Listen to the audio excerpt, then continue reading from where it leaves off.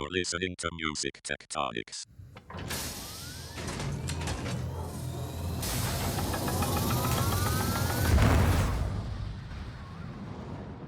The Colossal Future.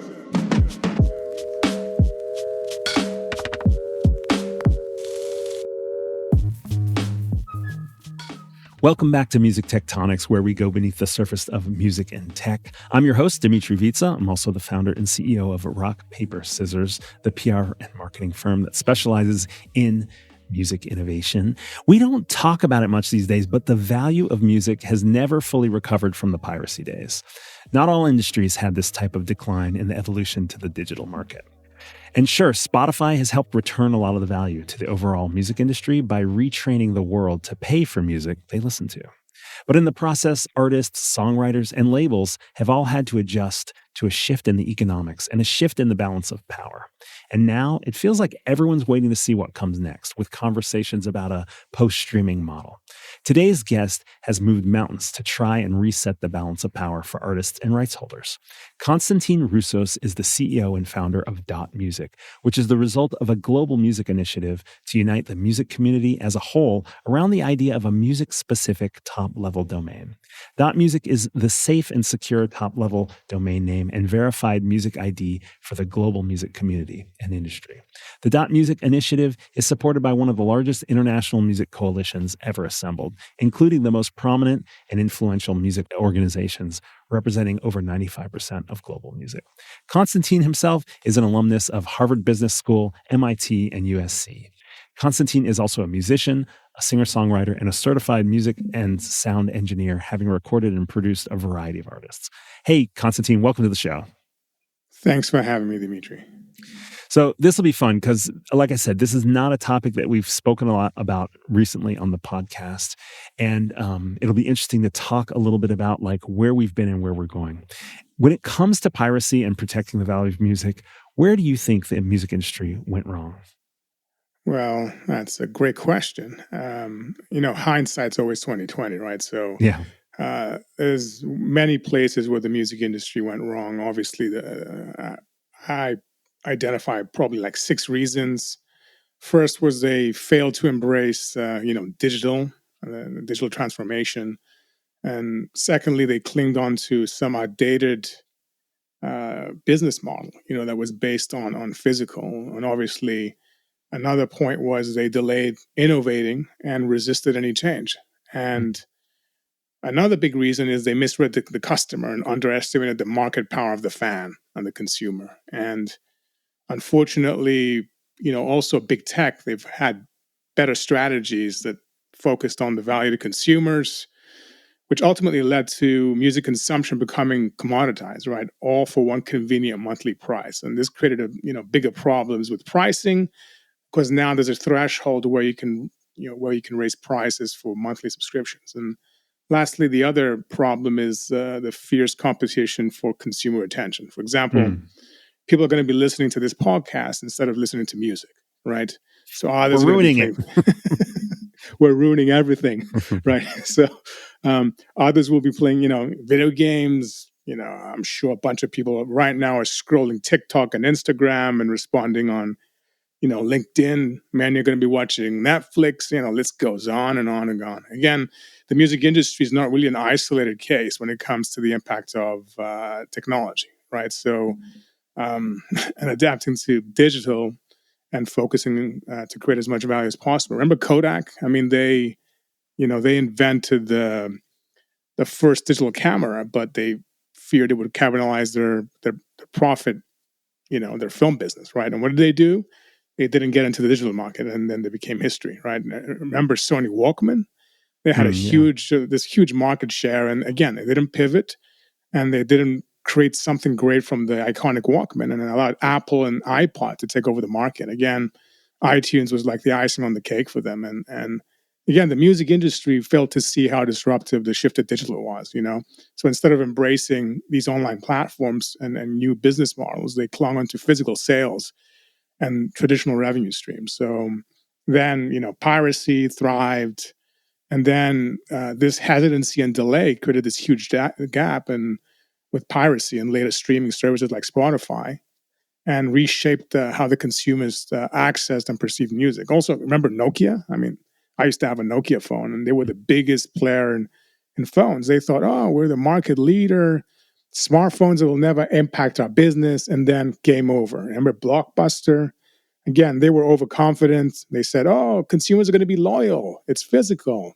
It's the rental model. And again, convenience wins. Netflix ate their lunch. And unfortunately, same with the music industry. They believed that we have control over physical distribution and radio, and it's enough to maintain whatever money we're making. It was great. But however, by the time the industry figured it out and they started adapting to all these changes with digital, consumer behavior changed. So it's all about convenience, lower price, unfortunately, and everyone's demanding music access, right? So again, the list goes on. Yeah. Polaroid, they were the pioneer in instant photography, and they didn't transition to digital cameras by Polaroid. MySpace, remember they were the leaders in social media, and they had so many artists that use MySpace, and then Facebook ate their lunch. They better infrastructure, better user experience, better community building features.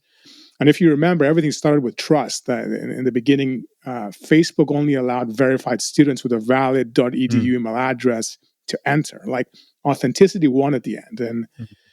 And again, back to music, there was this resistance, and they tried a lot of restricted measures like digital rights management, and kind of pissed off legitimate customers, but they didn't really reduce piracy, and this approach backfired. And these consumers were like, screw DRM, we're going to go somewhere where there's a better user experience. And some of these places were piracy, unfortunately. So we totally misinterpreted, consumer trends. I mean, Tower Records, same thing. Like, oh, people are going to come here, and they couldn't compete with iTunes, right? Or later on, Spotify. So, we as an industry, we didn't initially understand that consumers valued like easy access, affordability, convenience as much as quality. So we're very late to the game. And then big tech came in and all these digital platforms, and they captured, the wallets of consumers. And unfortunately, competition's a bitch, and big tech was just faster and better persuading customers. And they had a better strategy, like new entrants like Spotify and Apple Music and YouTube was all about creating these user-centric platforms where the priority was ease of use, no restrictions, access any song and personalized experiences. And they reshaped the music landscapes, and they offered these solutions that aligned with, modern consumer, what the people were expecting, and something that the traditional music industry failed to anticipate in time. So time is really important. So, that's a few of the reasons. A big ones. No, it's interesting because it's almost like you're saying that the tech companies were sort of at the ready to respond to what the individual listener of music or the fan or the consumer of music would respond to, whereas the traditional music industry was more protecting the rights of the music without kind of adapting to that fan behavior. But over time, the music industry kind of bottomed out and then came back up first with downloads and then streaming. In what ways did downloads and streaming help the music industry? Oh my God. Even though I sounded very negative in that first question, there's some amazing stuff that happened, right? So, digital in the beginning and streaming, in the beginning was viewed as a threat, right? But it has ultimately, positively impacted the music industry in many ways. Like, for example, global reach and more access. Think about the internet, right? So you can distribute anywhere globally with ease. So unlike physical formats, with digital, artists can reach a broader audience, forget geography, and music is now accessible to anyone worldwide. Just have a smartphone, that's it, or a phone or internet access. And the other thing was business models like subscription. The thing with subscription is, it's consistent, right? It's predictable, it's sustainable, and recurring revenue, baby. Who doesn't like a stable income, right? And the other thing for artists, reduce costs and lower barrier to enter the game, right? So You don't need to rely on labels for distribution, for example. For 99% of artists, like for nearly nothing, you can just upload your music on a digital service, and voila, you're accessing a worldwide audience. And again, with social media that didn't exist during the piracy era, right? The big piracy era, that also helped the artists share their work and build a following and generate, income. And another important thing was data, right? And analytics, like all these digital platforms that give artists and labels and industry pros like great data about like habits and of consumers, their demographics, and all these trends. And then you can better understand your audience, and it helps you tailor your music and your marketing, and you make better decisions when you're touring, promoting, and any new releases that you have. So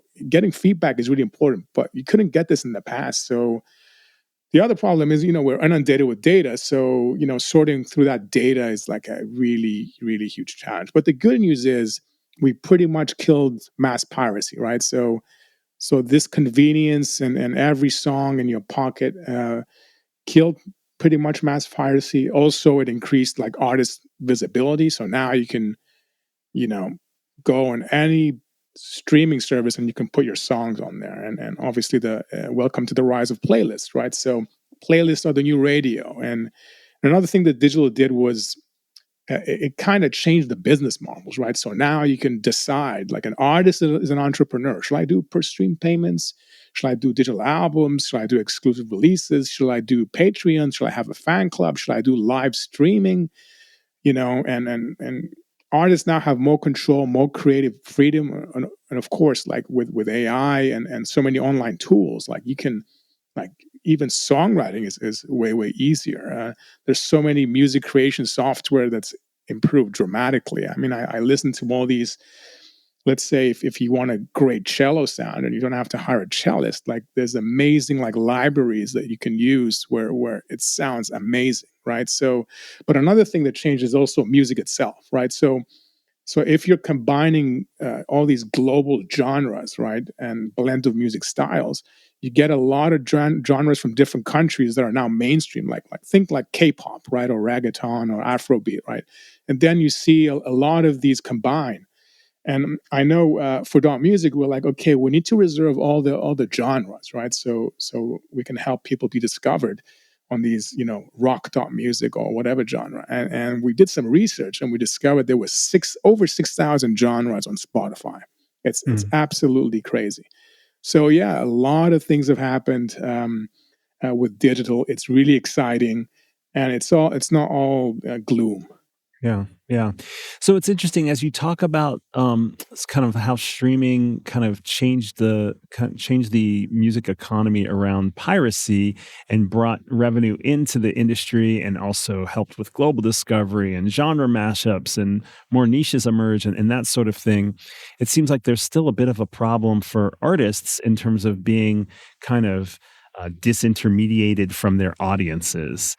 And I'm curious, why the issue of identity is still a problem in the music industry, even though we've made this shift post piracy, we made this shift to digital. What's the challenge with an artist's identity in the music industry now? Yeah, look, I believe one of the biggest issues is definitely fraud, and identity is a huge part of that, right? Mm, So some glaring examples are fraud through streaming bots, right? So and again, let me go back. So when it comes to identity and impersonation, there's mhm, many examples. Like we've heard, like Drake and The Weeknd, that comes to mind, and even the likes of David Guetta. If you remember, he in a concert he faked like Eminem's voice using AI, right? But again, there's opportunities. So Grimes, for example, like she's pretty much leasing her voice likeness and gets like a 50% split for all the songs that are created using her AI voice. I think it's a tune called Partnership. But again, there are problems and threats with the proliferation of like deep fake technology, and a lot of people are using other people's voices, unfortunately, and the technology is getting really scary and quite amazing, actually, right? So the problem is, how do you distinguish between genuine and fake content? And it'll be hard to identify, and this becomes a problem because then fans are like, where's the trust here? Like, is this new content from my favorite artist, or is it AI? And also, let's talk about the bots, and again, they're being used for fraudulent streams and even like chart manipulation. So, and that's a problem because it diverts revenue to scammers instead of legitimate artists. And again, such gaming and this distribution of money is pretty unfair, and it's really not cool. And again, you're looking at,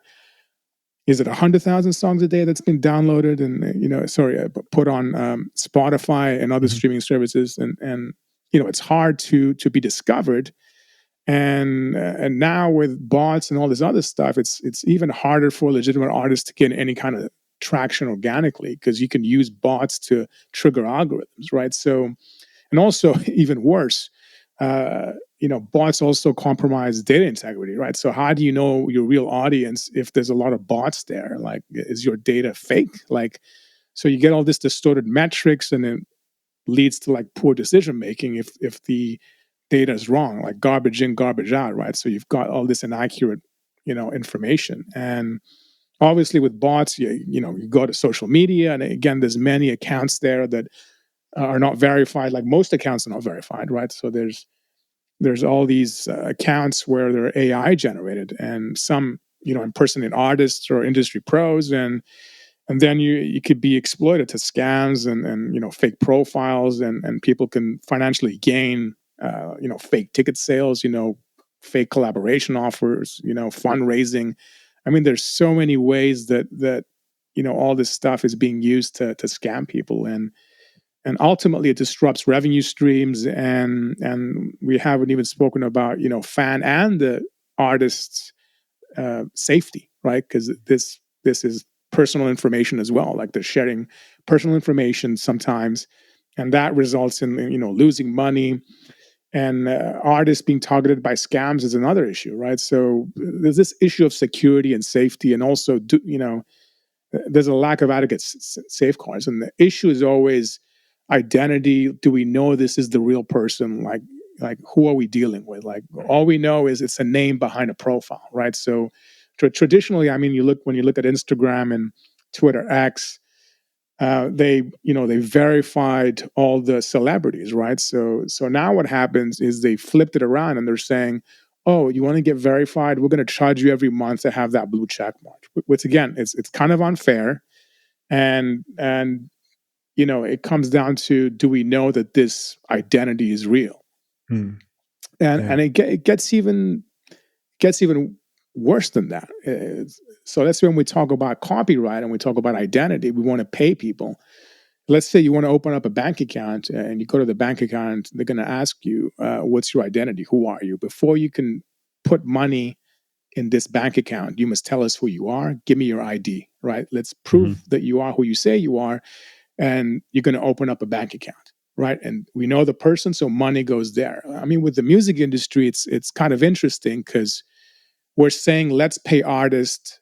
And again, in order to pay an artist, right, you got to know their identity and who they are. And globally, like, all verified artists are global, right? So there's artists in different countries, different places. So we need a global solution where identity is verified, right? That way you can pay them. So if all this money is sitting around in these black boxes, and you don't know who to pay, it's because you don't know who to pay, because it's unattributed. So the data is wrong because we haven't solved for identity. So again, the music is a target for a lot of these problems.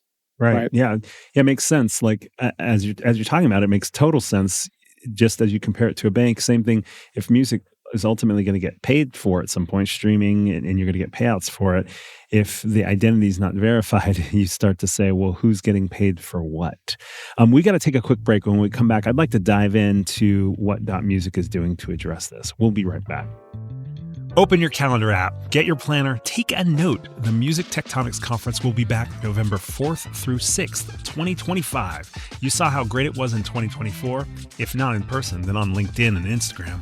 We're doing it again in 2025. Same great venues, same great beach, interstellar programming, galaxy-wide network.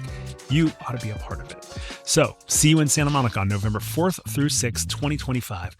Want to get updates? Tap the musictectonics.com link in the episode show notes and get on our mailing list. See you there.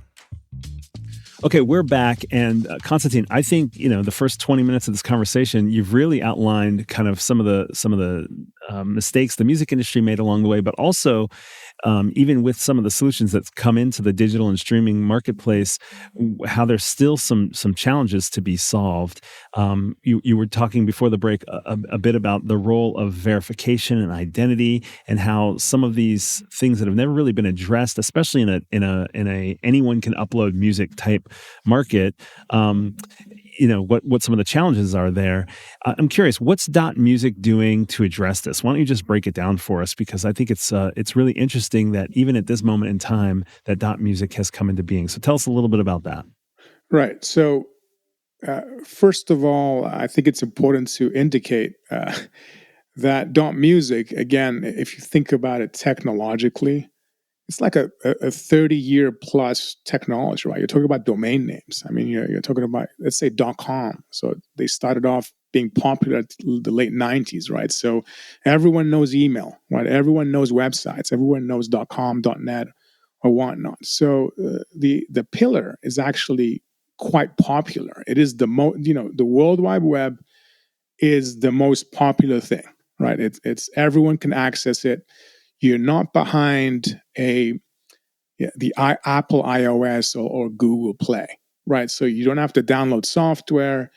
You're not bound to Apple or Google or the Android or the iOS, right? So what we're saying here is go to any browser, you can access any website, right? So it's that simple, right? And the technology, everyone knows it, everyone uses it, right? So what's special about domain names is when you registered a .com, for example, it is global, right? You can access it global.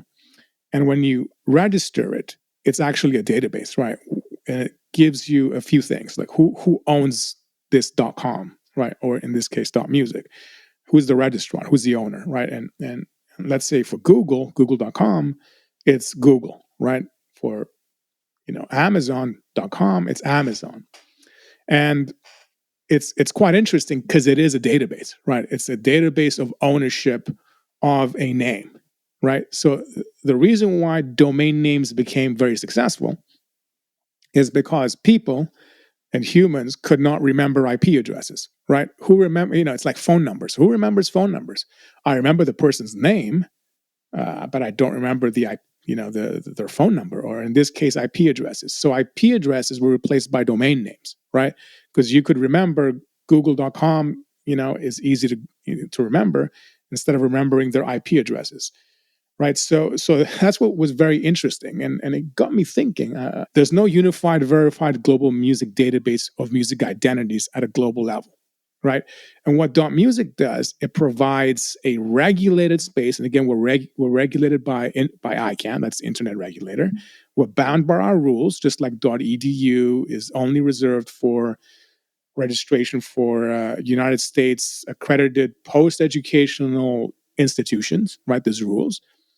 And basically, that's basically the beauty of running a top level domain. Again, every single other company that's launched the top level domain, it's like, go register your domain name and create a website. And Dot Music is not really about a website. It's more about identity. And we want to be the identity provider for the global music community, right? So I think that's a really, really big problem that needs to be solved, is like, how do we solve for music identity? Everyone's talking about music identity, but no one's solving for it, right? Mm-hmm. And again, it has to be done in a verified manner, right? So if you want to fix impersonation, and you want to fix fraud, and if you want to fix all these issues with unclaimed and royalties, if you don't solve at a global level for identity, then you have a huge problem to fix the problem, right? So if you solve for identity, you can help with attribution, fair compensation, and protecting your name, image, likeness, and voice rights. So it's that simple. The challenge is communicating across the entire global music industry space. And again, with Dot Music, we've got a huge community, a huge coalition believing in this verified global music identity.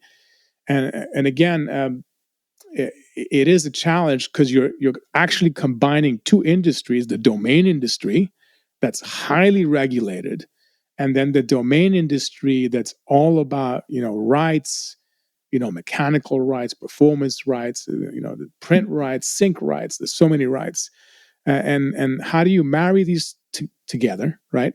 And there to ensure like accurate attribution for songs, compositions, and how do we help these collection societies become better, right? And it's not only collection societies; it's also artists themselves. Like they control their destiny. So I think Dot Music and a verified music ID can create lots of efficiencies and a lot of security as well, because again, we're regulated and we need to do what we say we are going to do. So, and we're bound by our ICANN mandate and our ICANN agreement and our mandate to the music industry to protect IP. And we've been absolutely, paranoid about every single person's name. And I'll give you an example. So we created an algorithm for the launch, right? Basically, we used, a lot of technology providers where we looked at not total, Spotify streams, number of YouTube subscribers, number of, listens here and there. And basically we created an algorithm where we ranked artists from like number 1 to 50,000, right? And then if someone goes to register someone's name, it says, no, you cannot, right? You cannot register this popular artist name. It's on the reserve list, and only the actual real artist can register this, right? So we've had some funny stories. So we've had, many artists getting really upset, right? So they come in and they're like, they put in their name and they're on GoDaddy or whatnot. True story, by the way. Oh my God. The fans stole my name again, right? Because there's many cases where a lot of .coms are taken by squatter. Look up BruceSpringsteen.com, JustinBieber.com. Anyway, so the artist goes in, very famous artist that's in the news as well, and basically goes in our support queue. He's all pissed, thinking that the name's gone. Like someone took my name and my band's name, and it's the worst. And one of our people responds, and this celebrity thinks that it's a bot, right? And he says, let's get on FaceTime because I don't believe you guys are actually doing this. So Lena from my team gets on FaceTime, like on webcam, to show that it's real people, processing, the verification of famous artists and brands, right? So he's like, holy crap, this is amazing. Like you guys are protecting us, the artists. And look, there's some other issues as well that we've had, and there's a bit of a disconnect. So we spoke to a few people. Again, this is like the minority, and the minority has said, "Hey guys, artists won't care about their Dot Music, right?" And anyone we spoke to, which is an artist, especially the famous artists, they're like, "My name is the most important. I want my name." Who told you that we don't care about our Dot Music? Like, it's quite fascinating. So Constantine, you're saying this artist contacted you, said, "Hey, I can't register with my name. Somebody's faking me." And you said, "No, actually, we saved this account waiting for you to register." Is that right? Yes, Gotcha. exactly. And then he FaceTimed with you to make sure you were real people and you could make sure it was really him. And he realized that you actually were protecting him, not exactly. frauding him. The music industry is very, very, very complicated. Okay, and let's talk about artists, right? So let's say you want to register a Dot Music. Usually, the artist is not going to come direct. It might be their label, their manager, their attorney, their agent. the key person from the band, and what do we know in the back? We don't know their contracts, right? So it's really, really complicated. And then we had to make decisions, and this is a big decision on names. Like, okay, who's deserving of Elvis? Is it Elvis Presley or Elvis Costello, right? Or some other person called Elvis? Oh, wow. Right. So, and that's just the beginning, right? So, and then, okay, Taylor Swift. Okay, what if she comes and says, "Hey, I want Taylor"? We're like, okay, but there's also Taylor guitars, right? And then there's Martin, right? So there's Steve Martin, and then you've got Martin guitars, and the list goes on and on and on and on and on. So again, we had to draw the line somewhere and say, okay, we're going to use algorithms and data, right? And we need to protect not only artists, but also labels. We need to protect, companies and brands like Spotify, So we took ages putting all these things together. That has never been done before, right? So we're doing the right thing. We want to protect IP. It's critically important that it's done right. So I can't tell you examples of people trying to come in, trying to take people's names. And we're like, no, you're not getting, this is a popular artist. Yeah, it's kind of a generic word, but you're not going to get that name because it's reserved for the artist.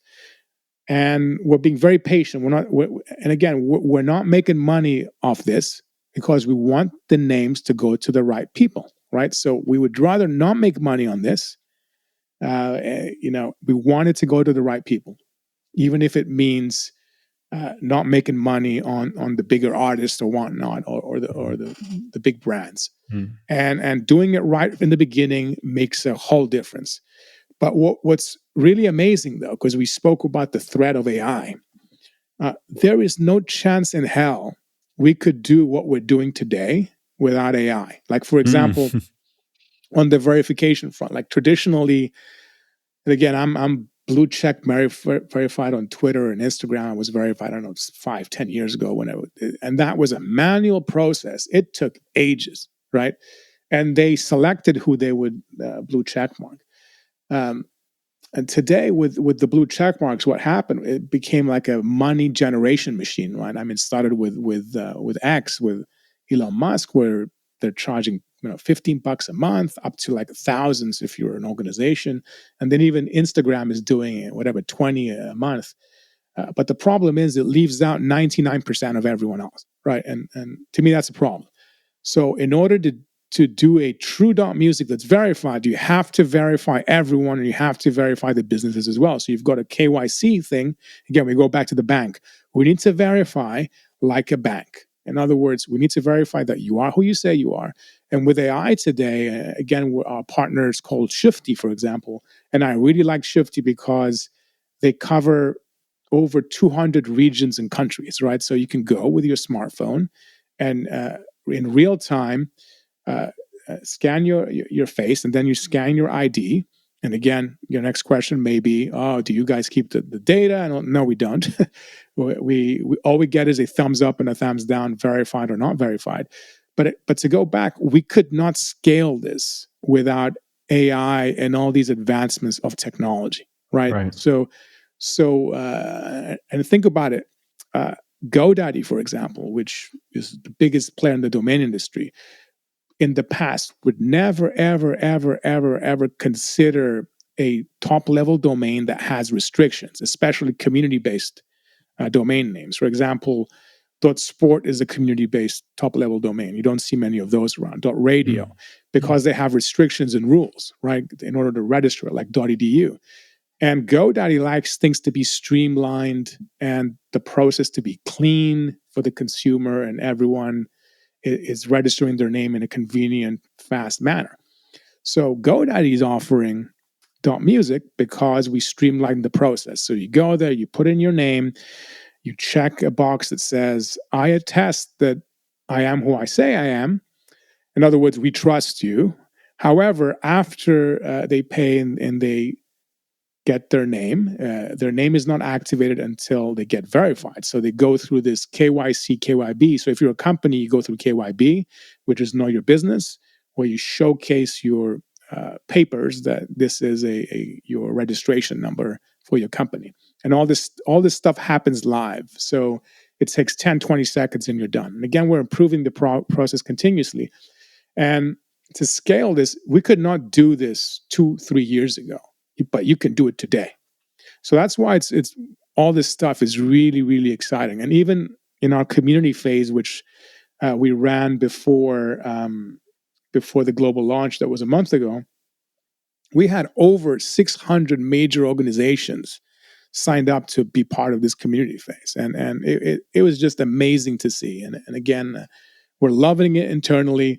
We're like so busy with customer support and all this other stuff. And again, you never know until you launch things, right? So it's really, really exciting. But ultimately, we're doing this. We're doing it the right way. We're really excited on how the music industry is going to use it. Again, it's just a tool. Ultimately, we want to be the hub for startup music services. And I'll give you an example how you can use it. Just like, log in with your Gmail, log in with your Facebook. You can log in with your, music ID. So startups, music startups could say, hey, instead of logging with your Gmail, why don't you log in with your verified music ID? And this can help even, distributors, collection societies to determine, without even spending a cent, by just adding this, sign up with your music ID. Right. So the sky's the limit. The music industry is quite smart. They'll figure out exactly how to use this. So we're excited about this, all the possibilities and becoming, this, identity provider, leveraging a top level domain. Super interesting. Yeah, I mean, even though you and I have talked many times, I didn't realize how core to this functionality is really this database and this identity. The .music domain aspect is almost like icing on the cake from what you've described. We have to take a quick break, and when we come back, I want to widen out again. We started out pretty wide talking about where we came from. We got very specific about how .music is entering into this identity space and the opportunities there.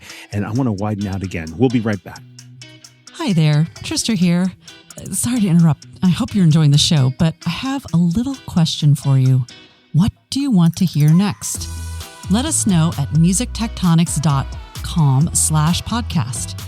Click the big pink button to fill out a quick survey. You can suggest future guests or other music innovation topics you want to hear for us cover, anything that's on your mind and that you think would be really fun to explore in a podcast. Or just tell us how we're doing, what you think.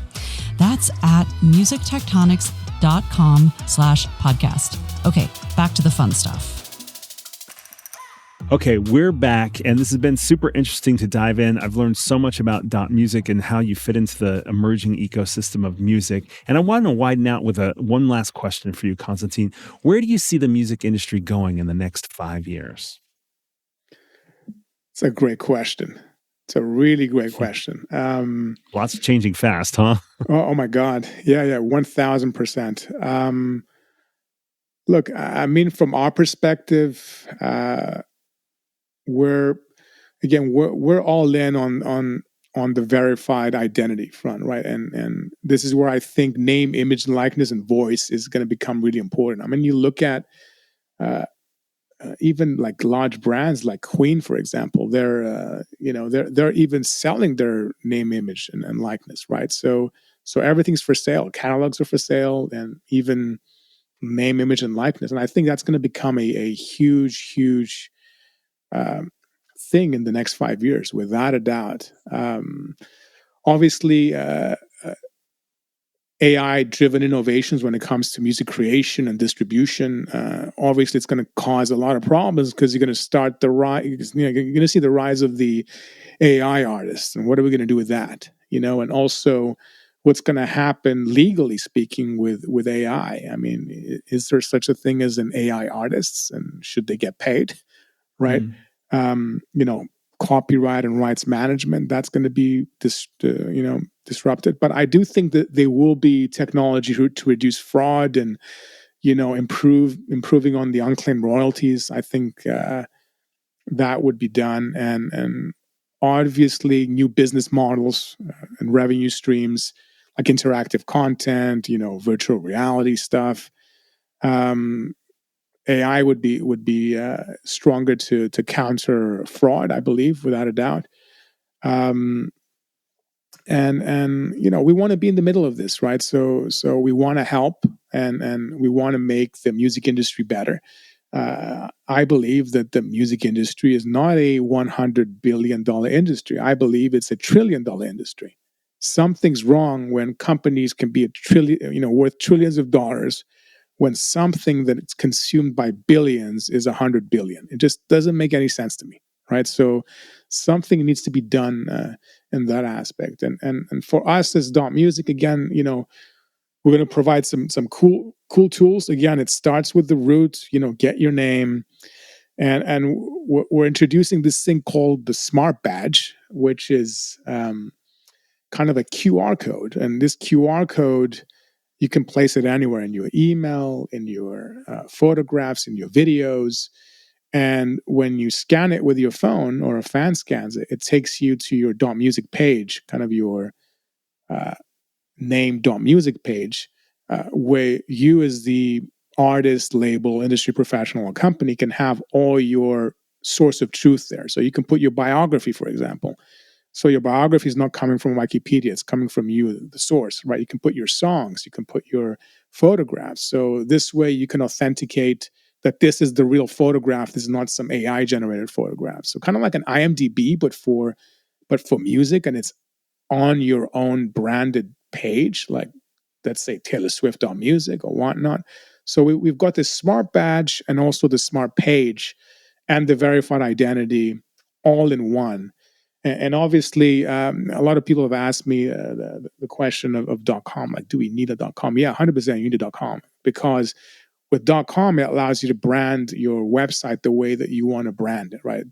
.music is not intended to be a website. It's more like a database, kind of like a source where people can see, where your legitimate links are. For example, for your merch, for your tickets, for your streams, and also to discover, your .com as well, where you can go and showcase your brand in a more visual way. So I see a lot of changes in the next 5 years. It's really, really exciting. We're excited as a company. I think even at Music Tectonics, you had that excellent debate. The the bifurcation debate. Yeah, that was brilliant. Research. So no one knows where we're going, right? But we know it's going to be more social, right?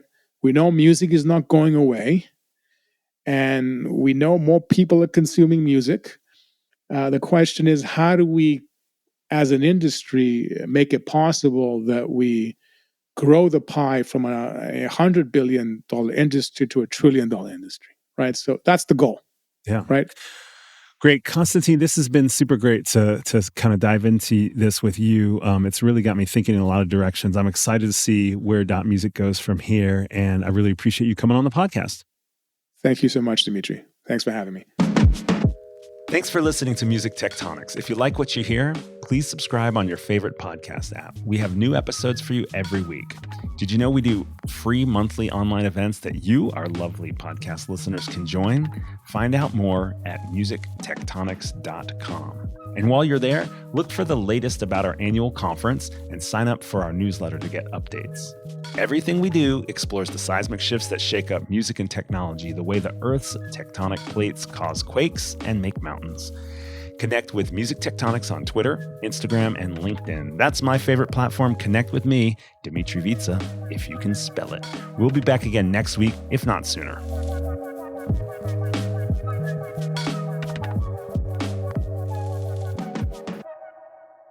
You're listening to Music Tectonics.